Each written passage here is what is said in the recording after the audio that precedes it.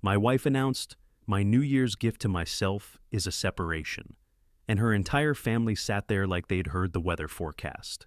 Not a flinch, not a glance in my direction, just that careful stillness that people have when they already know what's being said. I said, "Congratulations," set down my glass, and walked out into the cold.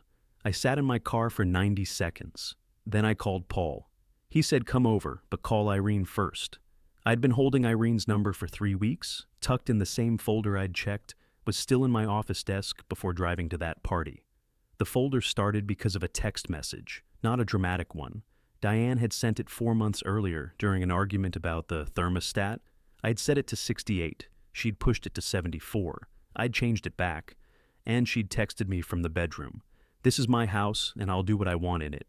I remember standing in the hallway reading it and feeling something specific that I couldn't name then. I'm an engineer. I read load-bearing details for a living. The possessive language in that message applied to a property where my name was primary on the deed and where I had paid 94% of the mortgage since closing, landed in a particular part of my brain and stayed there. I saved the voicemail she left around the same time, same argument, different night, where she said almost the same thing aloud. I told myself I was being paranoid. I started a folder anyway. That was October. The party was December 31st. Her parents' house was warm and bright when I arrived, 40 minutes late because of a project call that ran long. Glenn met me at the door and did the handshake shoulder pat combination he always did, but his eyes went sideways immediately. Renata came out of the kitchen, hugged me, and held on about 2 seconds longer than usual. Their son Corey was in the armchair closest to the hallway, scrolling his phone with the focused concentration of someone trying not to be part of a room. I noticed all of it and filed it under family tension I'd walked into the middle of. Diane's family had their frictions. I got a drink, found a spot near the bookshelf, and waited to understand what I'd missed. Diane came downstairs around 10:40. She looked good. That's not bitterness. She genuinely looked put together and calm, in a way that I registered as unusual for someone who'd been fighting with me about money access for the better part of 2 months. She kissed me on the cheek, which I also noted. She waited until the television countdown was about 20 minutes out. Then she stood up with her glass and said she had a toast. I remember the exact phrase. "My New Year's gift to myself is a separation." She said it with a small smile, like someone announcing a spa weekend. Her mother nodded once. Her father looked at the floor. Corey looked up from his phone and then looked at me, and his expression was the only one in the room that contained anything resembling surprise. So I said, "Congratulations." I wasn't proud of how steady my voice was. It cost something. But I put down my glass, picked up my jacket from the back of the couch, and walked to the door. Renata said my name once. I said Happy New Year and meant it to nobody in particular. The cold outside was the kind that clarifies things. I sat in my car and did not cry, which I expected to do, and then didn't. I checked my phone out of habit. Then I called Paul. Paul is a colleague, same firm, different team, and one of the approximately 3 people I trust completely. He'd told me 6 weeks earlier, over sandwiches in the break room, that I should look at the joint account more carefully. He'd said it matter-of-factly, the way you tell someone their tire pressure looks low. I'd said Diane managed the household finances, and Paul had given me a look that I'd chosen not to interpret. He answered on the second ring. I said, "She announced it in front of her whole family." They weren't surprised. There was a pause. He said, "Come here, but call Irene first." Irene Castellano was a divorce attorney whose card had been given to me by a friend of a friend 3 weeks earlier, after I'd mentioned, in general terms, over drinks, that my home felt increasingly like a location I happened to sleep in. I'd kept the card. When things got quieter, I'd added her number to my phone. The folder already existed by then. She answered on the 4th ring. New Year's Eve, almost 11 p.m. I appreciated that she didn't comment on the timing. I gave her the basics in under 2 minutes. She asked 2 questions. First, whose name was primary on the deed? I said mine. There was a brief quiet. Then she said, "Is the marriage still active as of tonight? No prior filing?" I said yes. She said, "Then tonight has a date. Come to my office on the 2nd. She explained, briefly without drama, that initiating documentation established a timeline that would matter for asset considerations, that any transfers or transactions after a formal filing date would be subject to disclosure and scrutiny, that the date of the call was not nothing. I thanked her. I sat in the car another minute. Then I drove to Paul's. I checked the joint banking app in his parking lot. I'd looked at that account dozens of times over the past year and seen individual transactions I'd accepted as household management: groceries, utilities, an insurance payment, a home repair. What I had not done was scroll back 14 months and look at the pattern. I did that now, in Paul's parking lot, with the heat running and my hands steady in the way they get when I am processing something I don't want to be processing. 47 transfers to an external account I didn't recognize. Over 14 months, starting in October of the previous year. The total, when I did the rough calculation in my head, was significant enough that I sat very still for a moment and looked at the dashboard. I went inside. Paul made coffee without asking. I sat at his kitchen table and took out the small notepad I keep in my jacket. I know, but I have kept a notepad in my jacket since graduate school, and I started writing things down. What I knew, what I needed to verify, what the folder contained, what the folder didn't. Paul sat across from me and didn't say much, which is why I trust him. At some point he said, "The account she was transferring to, do you know whose name is on it?" I said I didn't. He nodded. "You will." I got back to my apartment at 2 a.m. I'd moved to a short-term rental in November, after a particularly bad week, telling Diane and myself that it was temporary. And I sat at my desk and looked at my laptop and did not sleep for some time. At 11:47 p.m., according to the timestamp I found when I looked again, a transfer had left the joint account. While the countdown was happening in her parents' living room, while I was saying congratulations and picking up my jacket, someone had been on a phone. The amount was the largest single transfer in the 14-month sequence. I added it to the notepad. Then I opened the desk drawer, confirmed the folder was there, and went to make myself something to eat, because I hadn't had dinner, and I have always been better at practical problems than sitting with the kind of feeling I didn't have a name for yet. Irene's office was on the 4th floor of a building that smelled like carpet cleaner and old coffee, which I found appropriate. She was shorter than I'd imagined from her voice, wore reading glasses on a chain, and did not offer pleasantries beyond a firm handshake and a gesture toward the chair across from her desk. I put the folder in front of her. She went through it methodically. Mortgage statements, the deed, printed bank records I'd pulled the night before, showing deposit sources against transfer history. The text message about the house. She picked up the voicemail transcript I'd written out. I'd played it back and typed it word for word, and read it twice. She looked up. "You saved this because of the possessive language. I'm a structural engineer," I said. "Load-bearing details." Something moved at the corner of her mouth. Not quite a smile. She took off her glasses and set them on the folder. "The documentation is unusually complete for someone who claims they didn't see this coming." I told her the truth. I'd half seen it and chosen not to look directly. She moved on without commentary, which I appreciated. She explained what the filing would do. The date we established over the phone on New Year's Eve now had meaning attached to it. It marked the beginning of a documented process, which meant any significant asset movement after that date would be visible during discovery and subject to question. Diane's attorney, she said, had likely been operating on a standard assumption that a spouse who controlled household finances would have a head start while the other party spent weeks finding their footing. The New Year's Eve call had collapsed that assumption before Diane's toast had finished echoing. Irene said she would file within 72 hours. She said the account I didn't recognize, the one receiving the transfers, would come up in financial disclosure. She said I should not contact Diane about money, the house, or the account. She said I should document anything further that came to my attention. I asked her what she thought our position was. She put her glasses back on. "Come back on the 5th with the original mortgage closing documents." I drove to my office directly from her building. My name was on the filing cabinet. The folder lived in the bottom drawer, under a set of project specifications I hadn't touched in months, and the closing documents were in a manila envelope behind it. I sat at my desk and went through them carefully, the way I go through load calculations, looking for the thing that doesn't carry the weight it's supposed to. The down payment sourcing was documented clearly, my savings account, my personal contribution.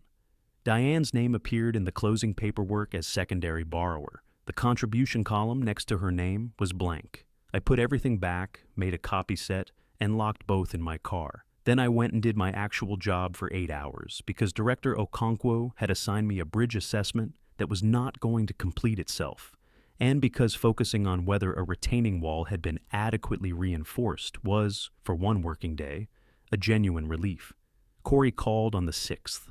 I almost didn't answer, but Corey had been the only person in that room whose face had registered something real, and I was curious what he'd do with it. He opened with, "I don't really know how to start this," which told me he'd been thinking about the call for a few days. Then he said, "Diane told me you two had discussed it, the separation, that it was mutual." I said it was not mutual. Long pause. He said, "She's been talking to a lawyer since October. Mid-October, I think. She mentioned it because she wanted advice on how to tell Mom and Dad, and she said you already knew, so I wasn't worried about—" He stopped. "She said you knew." I told him, as neutrally as I could manage, that I had not known until New Year's Eve. Another pause. Longer. He said he was sorry. I believed him. I thanked him for calling and ended the conversation before he could decide to walk any of it back. I called Irene and told her what Corey had said. She asked me to send a written summary of the call while the details were fresh, including the specific language he'd used about the October timeline. She said it might be relevant to establishing premeditation if the financial transfers became contested. Mid-October. The attorney consultation started in mid-October. The first of the 47 transfers had also been in October. I double-checked my notepad that night. Not the same week, but the same month. The sequence was becoming visible. My sister Val came over for the first time since I'd moved into the rental on the 9th. Diane had maintained, throughout our marriage, that Val was exhausting, too loud, too opinionated, bad at reading the room. I'd reduced contact gradually, telling myself it was just easier, telling myself it was temporary. Val had accepted this with the kind of patience that, in hindsight, was more generous than I deserved. She brought food. She didn't mention Diane directly for the first 2 hours, which was the right call. Over dinner, she said, almost as an aside, "Sarah Mendez asked me something weird a few months ago. September, maybe October. She wanted to know if I knew what the houses in your neighborhood were selling for," said Diane had asked her. I put down my fork. Val said, "I thought maybe you were thinking about upgrading, moving somewhere bigger." "We weren't discussing that," I said. She looked at me. "I figured that out later." I added it to the notepad after she left. September or October. Diane had been calculating market value before she'd retained an attorney, which meant the attorney consultation in mid-October was not the beginning of the plan. It was the middle. At the end of January, Diane called. Her voice was warm in the specific way it got when she wanted something, and understood that warmth was the most efficient route. She used the word conversation 4 times in the first 90 seconds. She said the announcement had been impulsive. She'd been overwhelmed. She'd let her anxiety get ahead of her. She'd said something dramatic because she didn't know how else to make me understand how unhappy she'd been. I listened to this. Part of me wanted to let it land the way she intended it to. I recognized that part and noted it without acting on it. I asked one question. "Can you explain the transfers to the account I wasn't aware of?" The warmth did not disappear gradually. It cut off like a switch.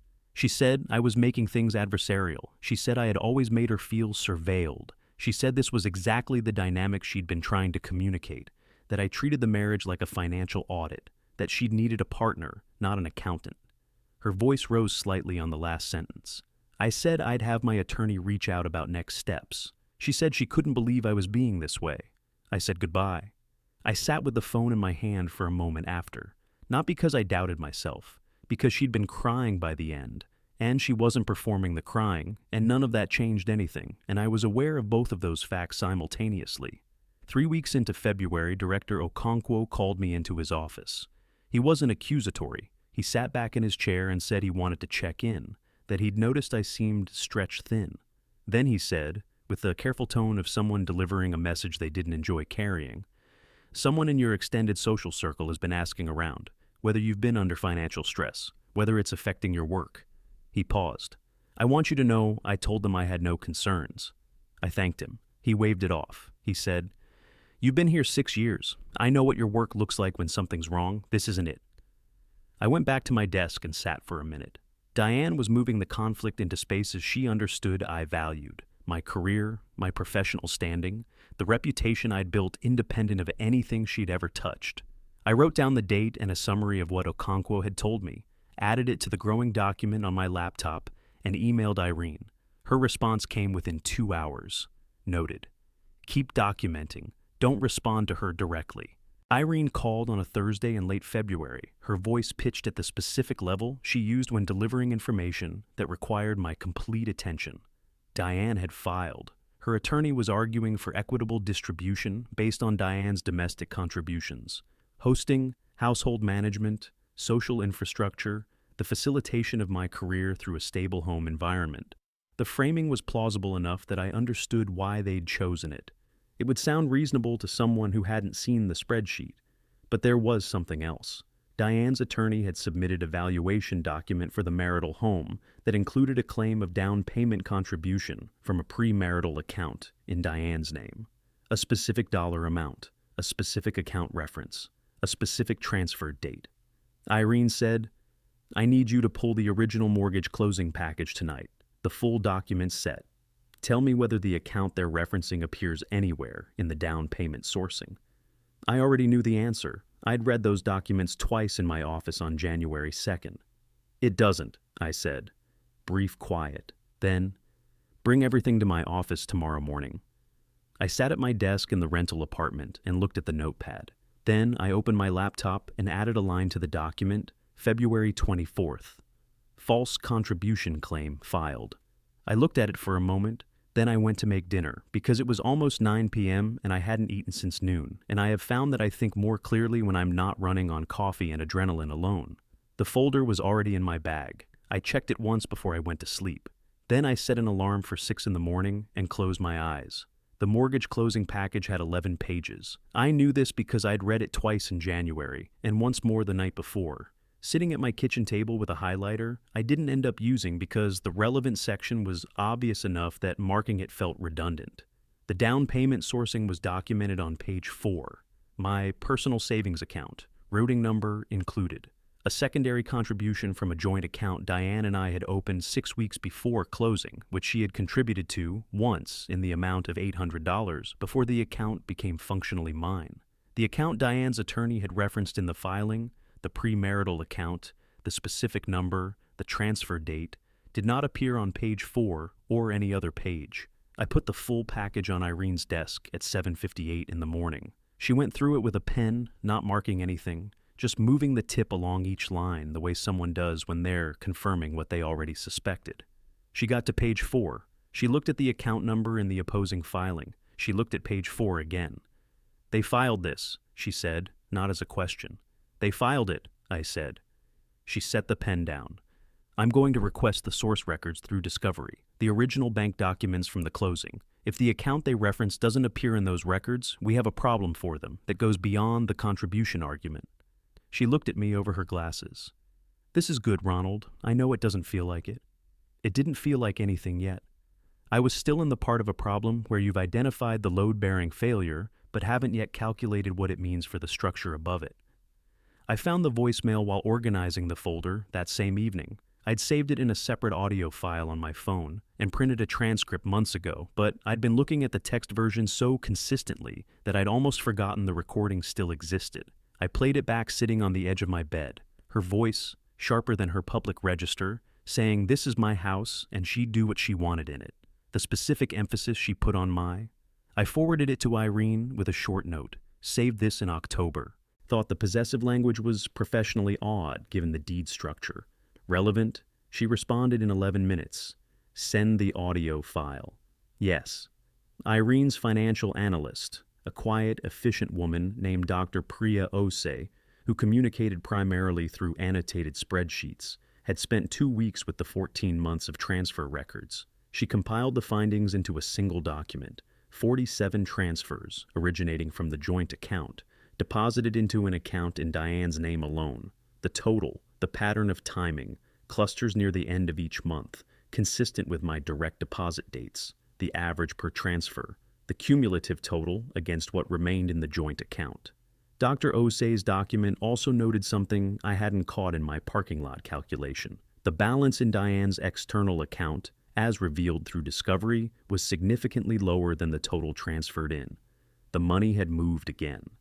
Irene called me the day she received Dr. Osei's report. She said, "The funds didn't stay in Diane's account.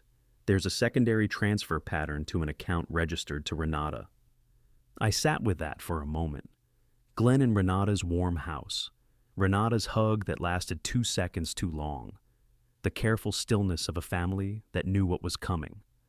"How much?" I asked. She told me. It was most of it. "Can you pursue that?" I said. "Through a separate civil matter, yes. It creates a fraudulent conveyance question, transferring assets to a third party to reduce what's available in a divorce proceeding. It's not uncommon. It's also not something they can easily undo once it's been documented in discovery." She paused. "Renata is now a named party in a financial inquiry." I thought about Glenn looking at the floor during the toast. I thought about whether he'd known this part. I didn't think he had. The financial disclosure hearing was on a Tuesday in late March. The conference room was on the 3rd floor of the courthouse annex, unremarkable in every way. Long table, fluorescent overhead, a window overlooking a parking structure. Renata was in the corridor outside when I arrived. She looked smaller than I remembered, which was probably my perception rather than reality. She didn't speak to me. I didn't speak to her. Diane was already seated when I came in. She looked at me once, then at the table. She was well-dressed, composed. Her attorney, a man named Farrell, who had the practiced confidence of someone who'd won on the domestic contribution argument before, arranged his documents with particular deliberateness. Farrell opened with the equitable distribution argument. Diane's contributions to the household, management, hosting, social support, the infrastructure that had enabled my professional advancement. The language was smooth. He described the marital home as a jointly created asset, emphasized the concept of partnership beyond income, characterized the joint account as a shared management tool that Diane had administered with appropriate discretion. It would have sounded reasonable to someone who hadn't spent 3 months looking at the numbers. Then he submitted the down payment claim, the premarital account, the specific transfer date, the contribution amount. The hearing commissioner, a deliberate gray-haired woman named Commissioner Aldrich, who I had the impression had seen most things, made a note. Irene did not raise her voice. She requested through the standard discovery mechanism she had already initiated that the source records for the claimed account be produced and compared against the original mortgage closing documentation. She noted that the closing package had been subpoenaed and was available for the record. She placed the 11-page document on the table. Commissioner Aldrich asked Farrell's team to identify the page in the closing documentation where the referenced account appeared. There was a pause. Farrell said he would need to review the materials with his client and clarify the sourcing. Commissioner Aldrich noted the request on the record. The exact phrase she used was discrepancy in the submitted contribution documentation, pending verification. She said it the way someone says a thing that means considerably more than its surface. Farrell asked for an adjournment to clarify. It was granted, but the notation existed, filed, time-stamped, attached to the record that would follow this proceeding, regardless of what clarification was later offered. I looked at the folder on the table in front of Irene. I had an odd moment of thinking about the first time I'd put something in it. The printed text message, the thermostat argument, the possessive language that had struck me as professionally wrong. It had seemed paranoid then. I'd told myself it was paranoid. The folder had grown anyway because I am fundamentally someone who keeps records of things that don't add up. Irene had also submitted Dr. Osei's transfer analysis. 47 transactions, 14 months, documented pattern. Farrell characterized them as household management discretion. Irene noted that household management accounting could explain the mortgage payment, utilities, insurance, and grocery estimates, all of which were itemized in the document, and that the remainder, the bulk of the transfers, corresponded to no household expense category that had been identified by the opposing party. Commissioner Aldrich made another note. Farrell requested another adjournment on the transfer question. He got a shorter one. I didn't watch Diane's face during most of this. I watched my own hands, which were flat on the table, which is where I put them when I need to stay inside the practical problem rather than the emotional one underneath it. At one point I looked up, and she was looking at me with an expression I couldn't fully read. Not anger. Something more complicated than that. I looked back at the table. The Renata transfer was addressed briefly as a related matter requiring separate civil proceedings. Commissioner Aldrich acknowledged it. Renata, in the corridor, did not know this was happening in real time. I thought about that briefly and then let it go. She was still in the corridor when we came out. She approached me before Irene had finished speaking to her paralegal. Renata looked like someone who had prepared something to say and was now unsure whether it applied to the situation she'd walked into. She said, "This didn't have to be this way." I looked at her. I thought about the hug on New Year's Eve, the 2 extra seconds, the managed expression of a woman who already knew what her daughter was about to announce. "No," I said, "it didn't." I walked to where Irene was standing. Renata didn't follow. The parking structure was 3 weeks later, after the second procedural hearing, at which Farrell had offered a revised characterization of the transfers that Irene dismantled in under 4 minutes, using Dr. Osei's timeline. Diane caught up to me between the elevator and my car.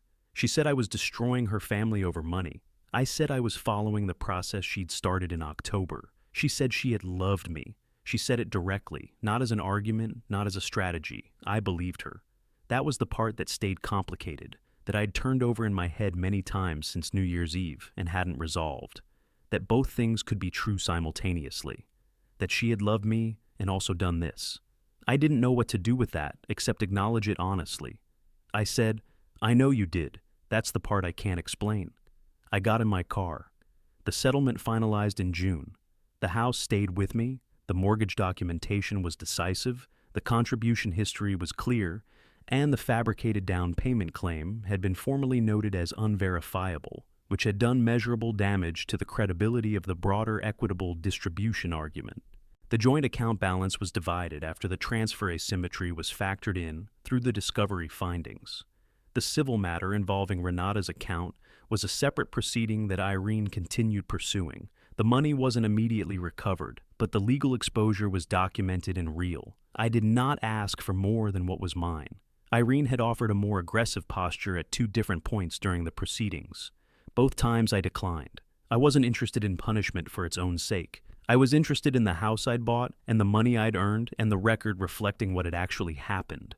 The locks were changed on a Saturday morning in July. Val came with me. She made coffee in my kitchen while I dealt with the locksmith, and afterwards she walked through the rooms with her mug, looking at the spaces where certain things had been and weren't anymore. The piece of art was gone, a lamp, a few other objects that I'd photographed in January and hadn't mentioned to Irene because they weren't worth the energy. Val stopped in the doorway of the spare room. It was empty except for a box I hadn't unpacked since I'd briefly used the room for storage during a renovation 2 years ago. "What are you doing with this?" she asked. "I don't know yet," I said. She nodded like that was a reasonable answer. "Let me know when you figure it out. I have opinions." I told her I was aware she had opinions about most things. She said that was a fair point. We went back to the kitchen. That evening, after she left, I went to my office desk and took out the folder. It was thicker than it had been in October. Irene had returned the originals after making certified copies for the file, and I'd added a few things. The summary of Corey's call, the note about Val's conversation with Sarah Mendez, the February entry about what Okonkwo had told me. The text message transcript was still on top, where it had always been. This is my house, and I'll do what I want in it. I held the folder for a moment without opening it. There wasn't anything new to find inside. I knew what it contained. I put it in the storage box I'd set by the closet and closed the flaps. Not the recycling, not a drawer where I'd open it by accident. Somewhere that acknowledged it existed and had mattered, and was now finished doing its job. The house was quiet. I stood in the kitchen for a minute, not doing anything in particular. The locksmith had replaced the hardware on both exterior doors, and the deadbolts were heavier than the old ones, which I noticed the way I noticed structural details, automatically and without much ceremony. Tomorrow, I was going to figure out what to do with the spare room. I'd been meaning to, for years, and the reason I hadn't was no longer a reason.